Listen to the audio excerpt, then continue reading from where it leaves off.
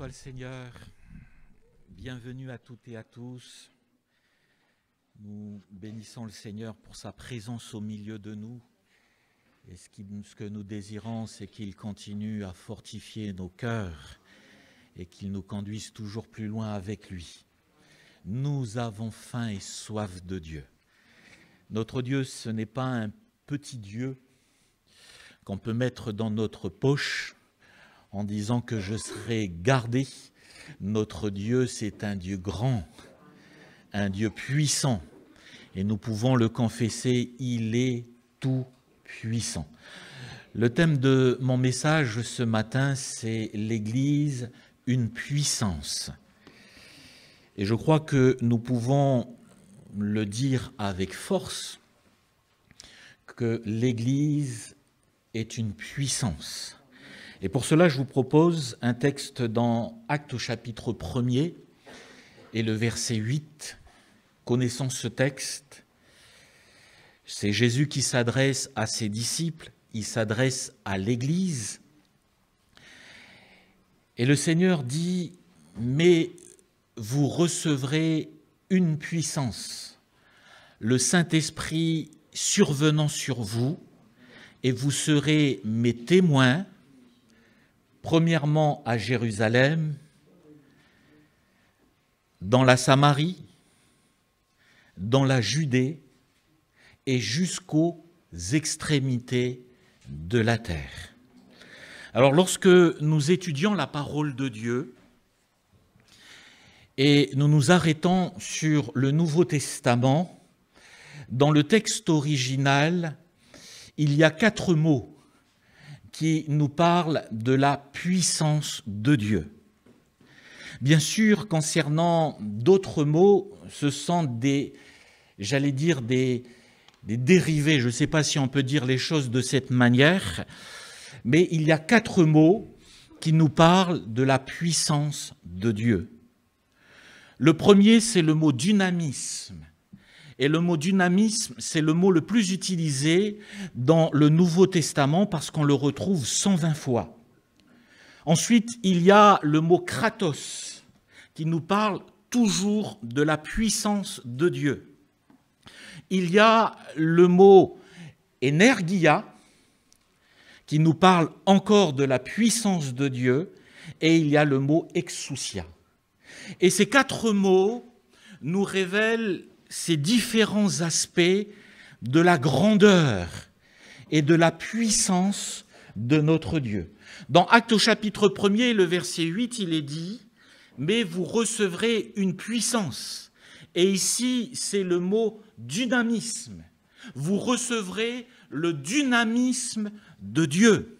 Et le premier point que j'aimerais souligner concernant l'Église, si l'Église est une puissance, ce qu'il faut souligner, c'est que la puissance, ce n'est pas moi. La puissance, ce n'est pas vous. La puissance, c'est lui. Et notez que Jésus dit, vous recevrez. Ça ne vient pas de vous. Vous recevrez, et il rajoute, vous recevrez une puissance. Et il définit cette puissance. Cette puissance, c'est le Saint-Esprit survenant sur vous. Et ça nous rassure. De savoir que ce n'est pas par notre force, ce n'est pas par notre puissance, mais c'est par son esprit, nous dit l'Écriture. Et c'est pour cela que ça doit nous conforter et nous dire une chose. Ben oui, on n'a pas besoin de compter sur nos propres forces. Nous n'avons pas besoin de compter sur nos capacités, même si nous avons des forces, même si nous avons des capacités, même si nous sommes peut-être capables. Mais quand il est question de la puissance concernant l'Église, il est question de lui. Vous recevrez le Saint-Esprit survenant sur vous. Vous recevrez la puissance. Et à chaque fois dans l'Écriture nous ramène toujours au Seigneur. Dans 1 Jean au chapitre 4 et le verset 4, il est dit, mais vous les avez vaincus. Vous les avez vaincus, l'Antichrist, l'esprit de ce monde, le péché. Et il dit, mais vous les avez vaincus. Pourquoi? Parce que premièrement, et ça c'est notre position, notre identité en Christ, on le verra par la suite. Pourquoi? Parce que vous êtes de Dieu. Mais notez ce qu'il est dit. Parce que celui qui est en nous, qui est en vous, est plus grand que celui qui est dans le monde. C'est pas vous, c'est lui. C'est pas moi, c'est lui. C'est pour ça que j'aime prêcher l'Évangile, parce que si je devais compter sur mes capacités, si on devait conduire l'Église en fonction de nos capacités, on serait à la ramasse.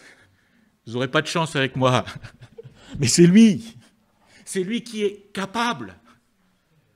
C'est lui qui est en nous, et parce qu'il est en nous, il est capable de faire des choses extraordinaires. Vous les avez vaincus. Parce que celui qui est en nous, celui qui est en vous, est plus grand que celui qui est dans le monde. Jésus dit ceci, que nous sommes appelés les uns et les autres à porter beaucoup de fruits. Il dit, vous porterez beaucoup de fruits. Et en parlant de cela, il prend cette image en disant, mais nous sommes les uns et les autres des sarments. Mais pour que le sarment ou les sarments portent beaucoup de fruits, il faut que ces sarments soient quoi? Soient rattachés, soient attachés au cep, afin que la sève, afin que la vie du cep produise du fruit dans les sarments. Et Jésus de rajouter, et tout de suite ça nous calme, mais tout de suite Jésus rajoute, sans moi, vous ne pouvez rien faire. Sans moi, vous ne pouvez rien faire. Et c'est pour ça que Jean-Baptiste, un homme influent à cette époque, l'Écriture nous dit qu'il brassait des foules. Et des foules venaient par centaines, par milliers pour entendre le message qu'il apportait. Et l'Écriture nous dit que lorsque Jean-Baptiste va voir Jésus, il va avoir ce réflexe parce qu'il a compris cela, que ce n'est pas lui, il n'est seulement qu'une voix qui crie dans le désert. Il va dire, voici l'agneau de Dieu qui ôte le péché du monde. Et il rajoutera, mais à ses disciples, qu'ils croissent, qu'ils prennent toute la place, que le Seigneur prenne toute la place dans notre Église, toute la place. Pas un petit bout de chaise, pas dans un petit coin. Seigneur, prends toute la place, qu'il croisse. Et Jean-Baptiste de dire, et que je diminue. Parce que sans lui, nous ne pouvons rien faire.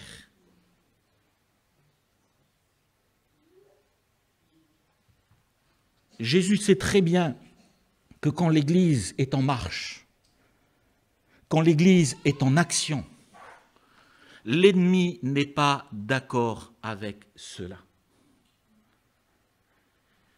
Et Jésus de dire, mais les portes du séjour des morts ne prévaudront point contre elles.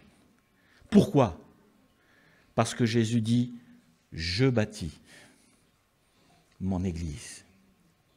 Et c'est là où, lorsque nous parlons de la puissance de Dieu, de ce dynamisme, c'est de réaliser que tout nous vient d'en haut. Alors, le mot dynamisme, littéralement, c'est la puissance pour vivre le miracle de Dieu. La puissance pour accomplir le miracle de Dieu. Et lorsque on se positionne sur ce terrain-là, nous arrivons automatiquement à la foi. Si nous voulons nous approcher de Dieu, nous dit l'Écriture, or sans la foi, il est impossible de lui être agréable. car il faut que celui qui s'approche croie que Dieu existe et qu'il est le rémunérateur de ceux qui le cherchent. Donc il nous faut, nous, si nous croyons que le Seigneur est au milieu de nous, si nous croyons que notre Dieu est puissant et qu'il est capable d'agir, il est capable de faire au milieu de nous, il nous faut nous approcher du Seigneur avec foi. Parce que, comme on l'a dit à plusieurs reprises, la foi nous permet d'entrer dans l'impossible de l'homme. Et Jésus de dire ceci, mais si on pouvait les uns et les autres avoir la foi comme un grain de sénévé, comme un grain de moutarde. Pendant quelques années, j'ai été commerçant et je vendais les épices fines. C'était une épicerie fine. Et j'avais toutes sortes de mélanges d'épices, le massalé, le curcuma, le curry indien, le curry des îles, etc., etc. Et puis j'avais aussi les graines de moutarde. Et quand je me suis arrêté sur la graine de moutarde, je me suis dit, ben mince, c'est pas grand, hein? C'est tout petit. Et l'Écriture nous dit, mais si les uns et les autres, nous avions la foi comme un grain de sénévé, on dirait à l'impossible, on dirait à la montagne, jette-toi dans la mer. Et Jésus dit, mais si on avait cette foi, la montagne se jetterait dans la mer. L'impossible de l'homme. À un moment donné, Jésus arrive, Marthe dit, mais Seigneur, c'est trop tard. Ça fait 4 jours, c'est trop tard. Si tu avais pu venir avant, parce que je sais que tu es celui qui guérit, mon frère serait encore là. Mais là, c'est trop tard. Et l'Écriture nous dit que quand Jésus va voir Marthe, il sera ému. Et c'est là où on trouve le plus petit verset où il est dit, mais Jésus pleura. Et Jésus va dire, mais je le ressusciterai. Et là, boum, toute la théologie de Marthe se met en place. Oui, Seigneur, je sais que je crois en la résurrection des morts. Et Jésus de dire, mais oui, je suis la résurrection et la vie, celui qui croit en moi vivra quand même, il serait mort. Mais là, Jésus dit, mais non, mais là, je te parle de maintenant. Il y avait à cette époque une croyance, j'allais dire une croyance urbaine, une légende, qui disait ceci, que l'âme, quand il y avait un défunt, l'âme, au bout de 3 jours, pouvait revenir. Sauf que Jésus attend le 4e jour pour dire que ce n'est pas l'âme qui va revenir. C'est que là, il y a un miracle à faire.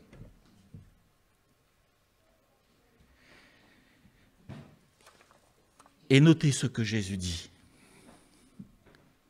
Jésus de dire, mais à Marthe qui ne comprend pas les choses, ne t'ai-je pas dit que si tu crois, la foi, que si tu crois, tu verras la gloire de Dieu. Et là, Jésus triomphe de son incrédulité. Jésus va l'amener plus loin dans son raisonnement. Parce que là, on n'est plus dans cette phase où on va raisonner. Et elle va le dire à un moment donné. Elle va dire, mais ils sont déjà, ça fait 4 jours.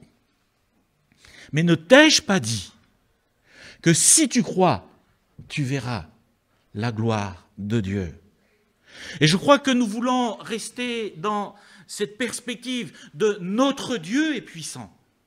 Mais Seigneur, je veux rester dans cette perspective concernant ma situation, concernant ma vie, concernant l'Église. Seigneur, je veux croire que tu es ce Dieu grand, ce Dieu qui est puissant pour transformer les vies, pour intervenir dans ma situation, pour guérir, pour sauver.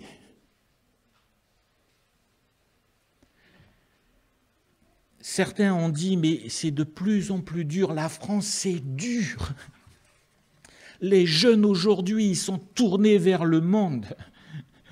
Et ce qui se passe à l'heure actuelle en France, il y a énormément de jeunes qui se donnent à Dieu.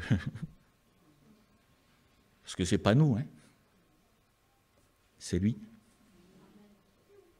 C'est lui qui est capable de changer les cœurs et de transformer les vies. Le deuxième mot se trouve dans Actes au chapitre 19 et le verset 20, où il est dit « C'est ainsi que la parole du Seigneur croissait en puissance et en force. » Et le mot puissance ici, c'est le mot kratos. Et le mot kratos, c'est la puissance de Dieu pour accomplir. C'est-à-dire que Dieu est puissant pour accomplir au travers de nous. Dieu est puissant pour agir au travers de nous.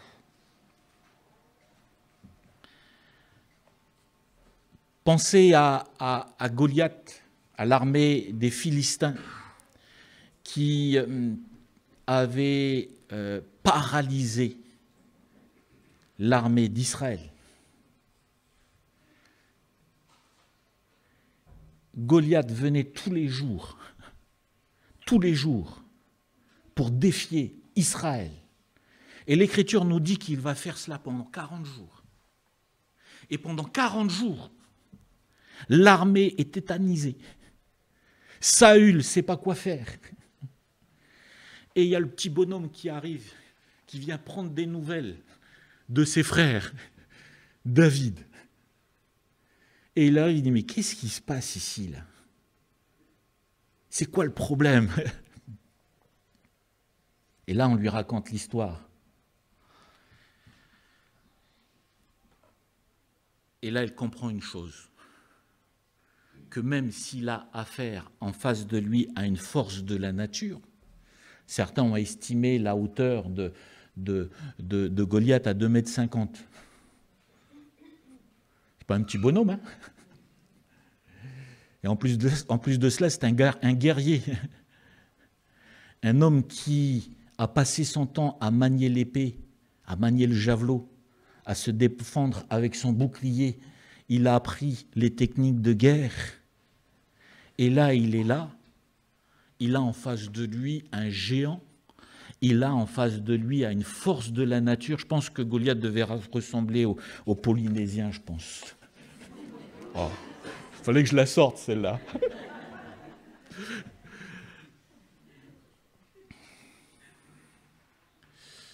Mais si c'est un Polynésien, il s'est fait terrasser, le Polynésien.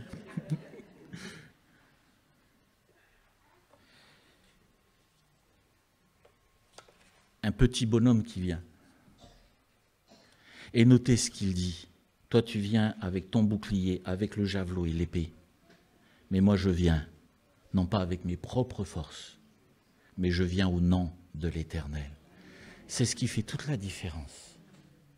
Et l'Église, elle est puissante, parce que ce Dieu puissant est capable d'opérer des miracles au milieu de nous. L'Église, elle est puissante, parce que même si nous ne sommes pas capables, Dieu est puissant pour se servir de chacun d'entre nous, pour manifester sa gloire et pour nous permettre les uns et les autres de vivre dans la puissance de Dieu et dans le miracle du Seigneur. Rien n'est impossible à Dieu. Le troisième mot se trouve dans Colossiens au chapitre 2 et le verset 12. Et là, il est question du mot énergia. Ayant été ensevelis avec lui par le baptême, vous êtes aussi ressuscités en lui et avec lui par la foi en la puissance, énergia de Dieu qui l'a ressuscité des morts. Alors la nuance ici, dans la puissance de Dieu, avec le mot énergia, c'est que c'est une puissance efficace. Elle est précise. nous bénéficions de la lumière. Et ça, grâce à l'électricité, cette énergie qui est communiquée. Quand cette énergie est canalisée, elle est précise, elle fait du bien. Si ce n'est pas le cas, ça devient dangereux. Je ne sais pas si vous avez eu l'occasion, moi, pas en direct, une fois j'ai regardé dans les infos où ils montraient parfois des tours où il y avait des quartiers qui étaient en réhabilitation et parfois ils faisaient tomber certaines tours. Bien sûr, ils délimitaient une zone de sécurité et là, il y avait une explosion et le bâtiment qui tombait sur lui-même en évitant les dégâts tout autour. Il y a une précision. C'est une puissance qui est manifestée avec précision. Notre Dieu, c'est le Dieu de la précision. Et lorsque nous prions le Seigneur, nous pouvons être précis avec le Seigneur. Parce que c'est le Dieu de la précision. Parce que dans sa puissance, dans son miracle, il est précis. Et c'est ça qui est fou avec le Seigneur. C'est qu'il connaît toutes choses. Il y a un proverbe arabe qui dit ceci: Dieu est capable de voir une fourmi noire dans la nuit noire sur un caillou noir. Dieu voit tout, Dieu connaît tout et Dieu est précis. Il y a certains, à un moment donné, qui viennent demander au Seigneur, faut-il payer l'impôt? Et le Seigneur de dire, mais il faut rendre à César ce qui appartient à César. Et il dit, mais moi aussi, c'est ma responsabilité de payer l'impôt. Et il dit à Pierre, Pierre, écoute, tu vas aller à la mer, tu vas attraper un poisson, et quand tu vas l'ouvrir, tu vas trouver de la monnaie, et avec ça, tu vas pouvoir payer mon impôt et ton impôt. Je ne sais pas si Marco, tu as eu l'occasion d'attraper un poisson, pas encore, pas encore. Mais c'est précis avec le Seigneur. Il va, c'est le cas. Il prêche l'Évangile. Vous savez, en Nouvelle-Calédonie, il y a des années en arrière, quand les tontons nous amenaient faire de la plongée sous-marine, la pêche sous-marine, prenaient le bateau, ils avaient des spots. Et quand on partait, ils connaissaient bien leurs spots. On arrivait, et puis en arrivée, il y avait des coins à patates, les coraux, et puis on pêchait. Et on allait comme ça. Aujourd'hui, il y a 10 ans en arrière, je suis allé avec le frangin. Il a sorti son GPS de je ne sais quoi, là. Il a rentré les coordonnées. Boum, on est parti au spot direct. Jésus, lui, n'avait pas de GPS. Mais à un moment donné, quand il prêche l'évangile dans la barque de Pierre, et Pierre avait péché toute la nuit, il dit, maintenant je vais te bénir. Et lui dit, mais va, en pleines eaux, et jette les filets. Il y a une précision. Pierre connaît bien, c'est un pêcheur. Et là, il va au-delà de ce qu'il peut voir. Il dit, mais je le ferai sur ta parole. Et là, c'est le miracle du Seigneur. Parce que Dieu, c'est le Dieu de la précision. Et mes frères et sœurs, on a besoin de rester dans cette perspective pour nos vies, de nous attendre à lui. Peut-être le Seigneur va nous dire oui, peut-être qu'il va nous dire non. Ça appartient au Seigneur. Mais nous avons un Dieu puissant, un Dieu précis. Quand on regarde la nature, c'est magnifique, la précision. Pour revenir à nos plongées au pays, je ne vais pas vous dire qu'on a le plus beau lagon du monde, hein. C'est une évidence. Et quand on arrive, on arrive et on plonge, et là, il y a tous ces coraux, et tous ces poissons de différentes couleurs. Je me rappelle de ces poissons rouges, ces petits poissons rouges. Dans ma langue, on dit c'est les tiliki en wallisien. Et des fois, des petits poulpes qui se baladent comme ça. Dans ma langue, on dit que ça s'appelle les féquets. Vous allez me dire, mais pourquoi il nous parle de sa langue? Parce que cette semaine, j'ai appris que concernant les noces de l'agneau, ça sera nos frères italiens qui vont s'en occuper. Ah, ils disent amen. Nos frères et sœurs italiens qui vont s'occuper des noces de l'agneau dans le ciel. Alors c'est pour ça que je vous apprends le wallisien, parce que dans le ciel, on va parler en wallisien. Je plaisante. Mais une chose est certaine, c'est que notre Dieu, c'est le Dieu de la précision. Et on peut nous approcher du Seigneur avec confiance et avec assurance. Et je termine avec Jude 25, où il est dit « Dieu seul, notre Sauveur, par Jésus-Christ notre Seigneur, soit gloire, majesté, force et puissance. » Et le mot « puissance » ici, c'est le mot « exousia ». Et le mot « exousia » nous parle de l'autorité, c'est-à-dire notre position, mes frères et sœurs, que nous avons les uns et les autres en Jésus-Christ. C'est notre identité. Et ça fait toute la différence. Mes frères et sœurs, nous sommes puissants, l'Église est puissante à cause de cette position que nous avons en Jésus-Christ. C'est notre identité.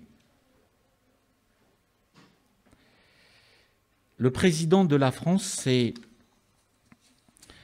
Emmanuel Macron.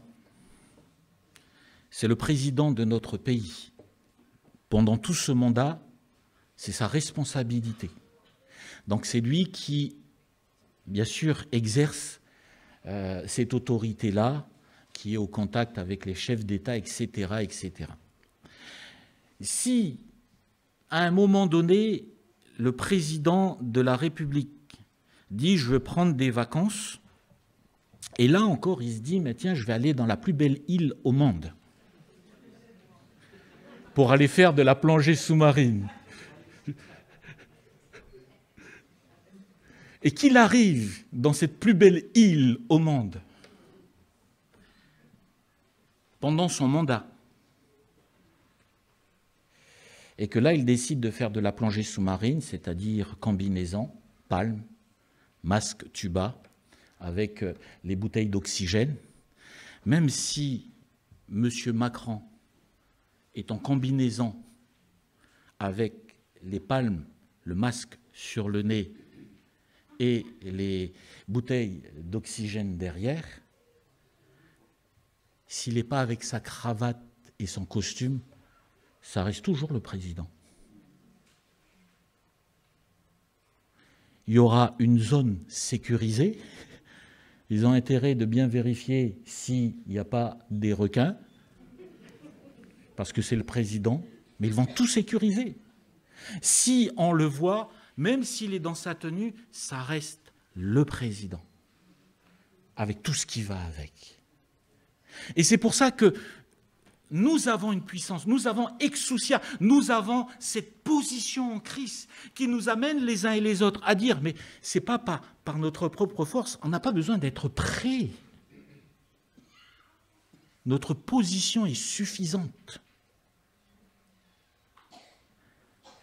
Et ça nous amène à une chose, lorsqu'on a compris que nous sommes assis avec Christ dans les lieux célestes, ça nous amène à une chose, c'est que ça nous enlève la superstition,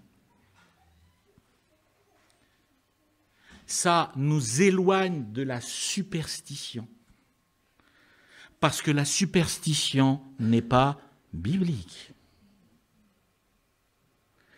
Notre puissance n'est pas dans le livre papier, notre puissance, c'est notre position dans le Seigneur Jésus-Christ. Mes frères et sœurs, vous pouvez le faire, ça vous regarde, hein. Mais si vous tapissez votre chambre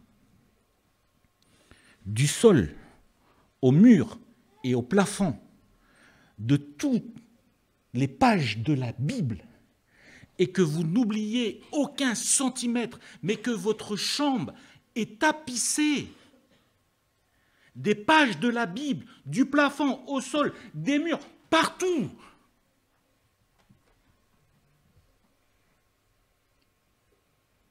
Mais ça ne va rien changer, hein. Ça ne va pas vous protéger, hein. Ce qui me choque à l'heure d'aujourd'hui,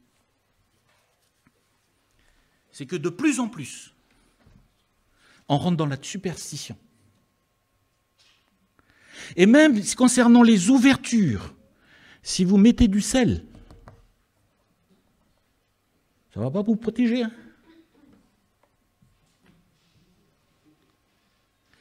Parce que la protection n'est pas dans ces choses, c'est notre position que nous avons en Christ. Vous les avez vaincus. Pourquoi? Parce que vous êtes enfants de Dieu. Parce que vous êtes Dieu. Vous êtes des enfants de Dieu parce que Dieu est là. Parce que vous êtes des fils et des filles de Dieu. C'est toute la différence. Il y a un moment donné, l'Écriture nous parle des fils d'un principal sacrificateur, Séva. Et c'était des exorcistes, ils étaient 7.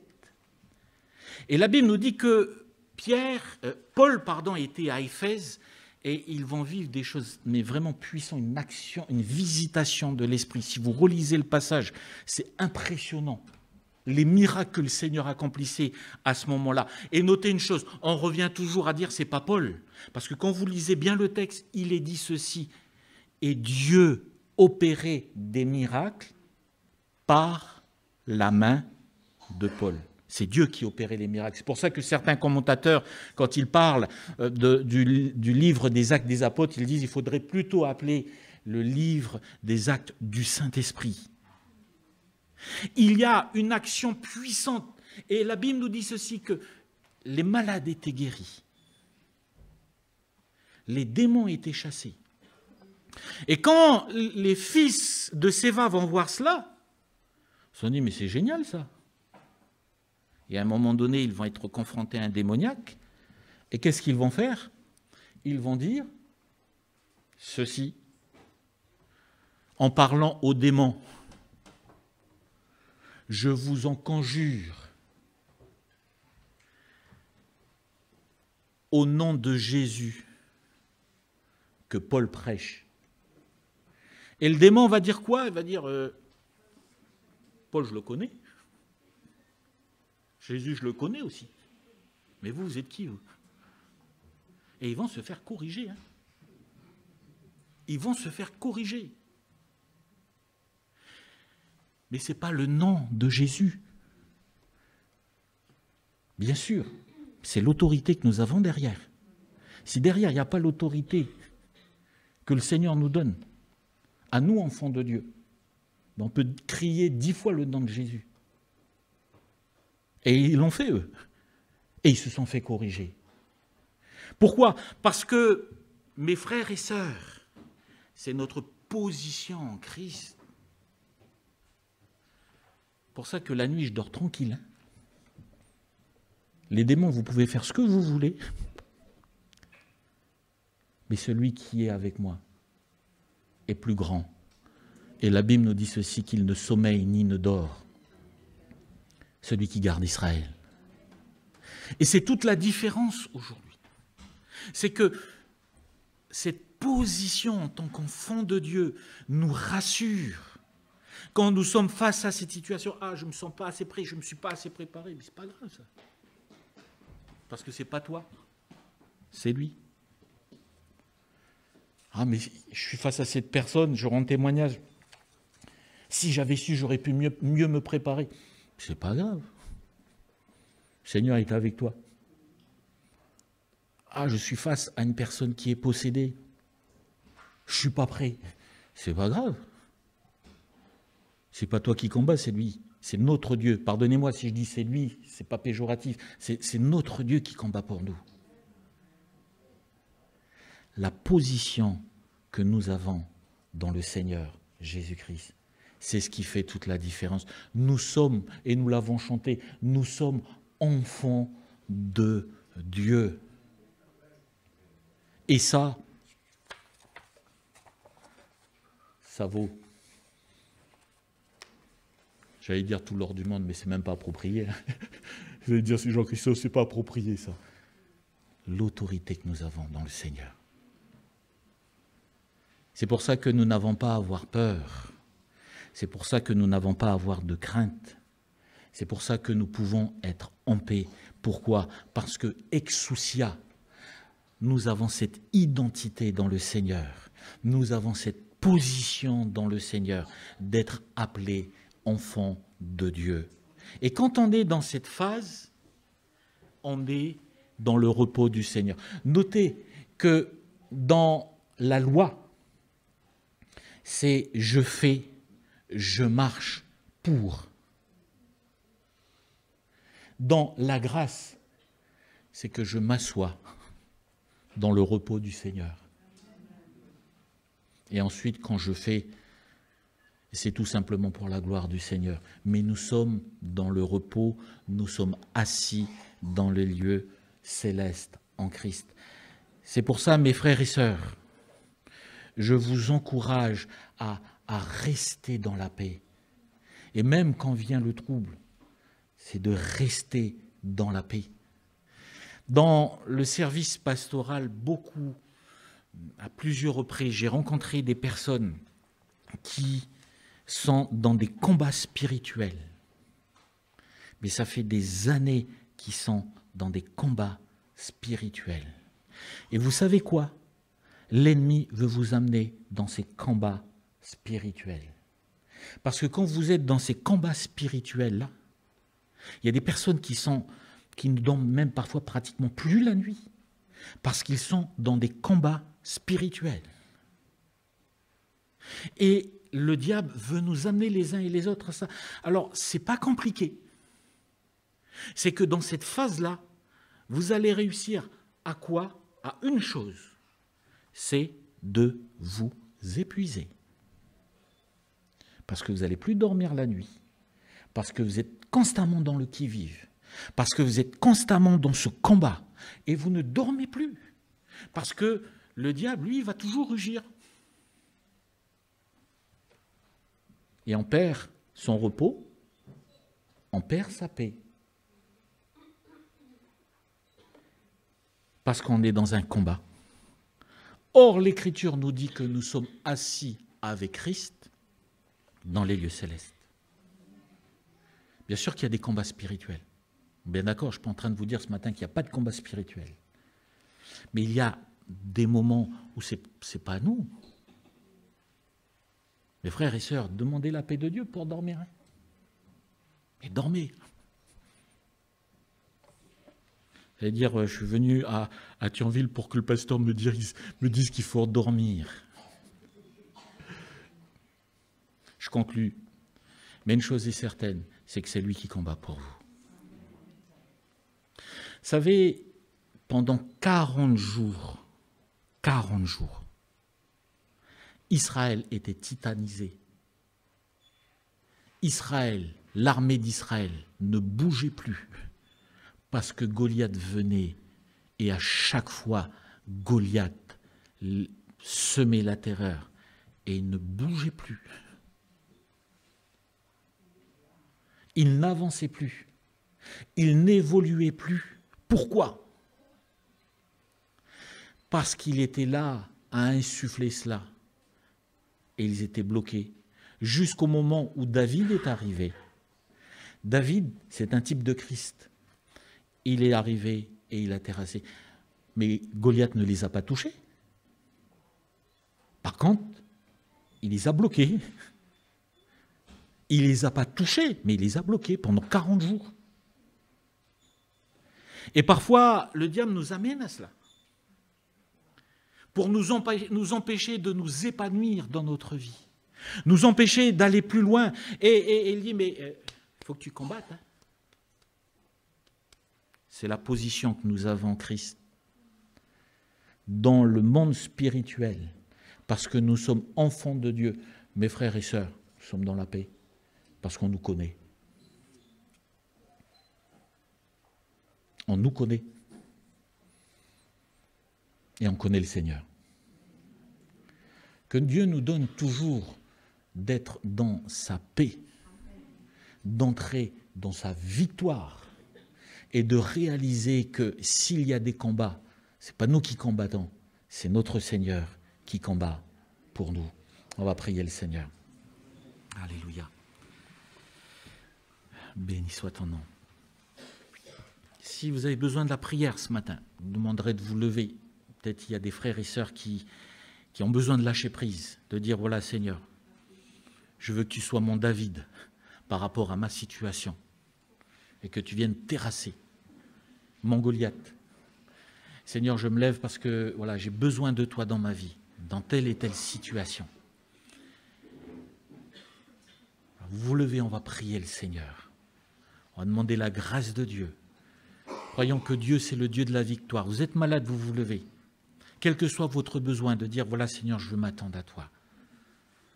Nous croyons que notre Dieu est un Dieu puissant. On va demander à Fred s'il veut bien élever sa voix et prier pour nos bien-aimés.